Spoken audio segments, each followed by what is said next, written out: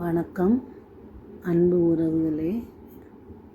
இப்பொழுது ரேசன் அரிசியில் மிருதுவான இடியாப்ப மாவு எப்படி செய்கிறதுன்னு பார்க்கலாம்.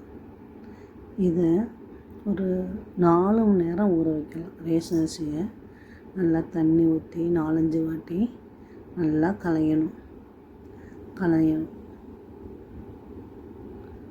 4-5 வாட்டி வெள்ளையாற வரைக்கும் களைஞ்சிட்டு இப்போ 11 மணிக்கு நான் ஊற வச்சுருக்கேன்.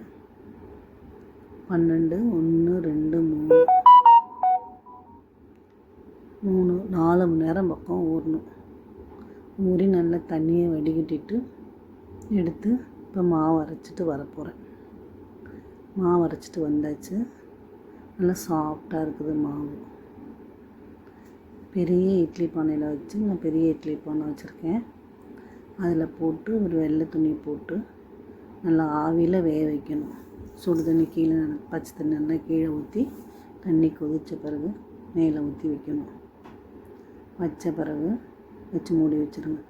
ஒரு 5 நிமிஷத்துலேருந்து 7 நிமிஷம் வரைக்கும் நிறையா மாவு போட்டிருக்கேன் நான்.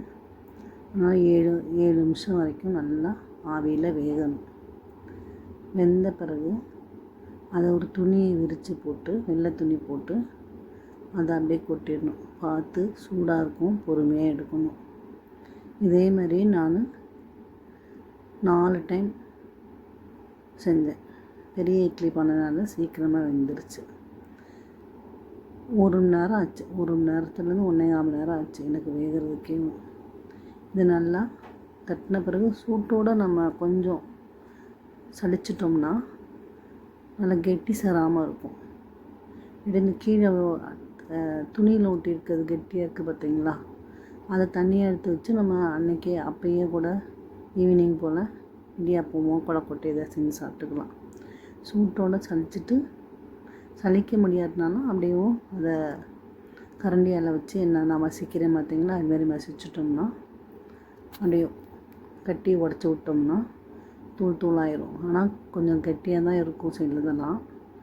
அதை கையிலேயே உடச்சி விடணும். இல்லை காஞ்ச பிறகு சல்லடையில் வச்சு நல்லா சலிச்சிட்டு வெயிலில் அடுத்த நாள் காலைக்கு காய வச்சிடணும். நல்லா அன்றைக்கி ஃபுல்லாக ஃபேன் காற்றுல காய வச்சிடலாம்.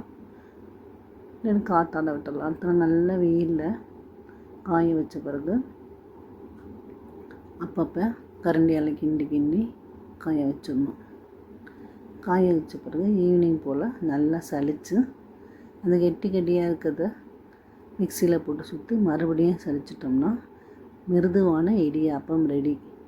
வணக்கம்.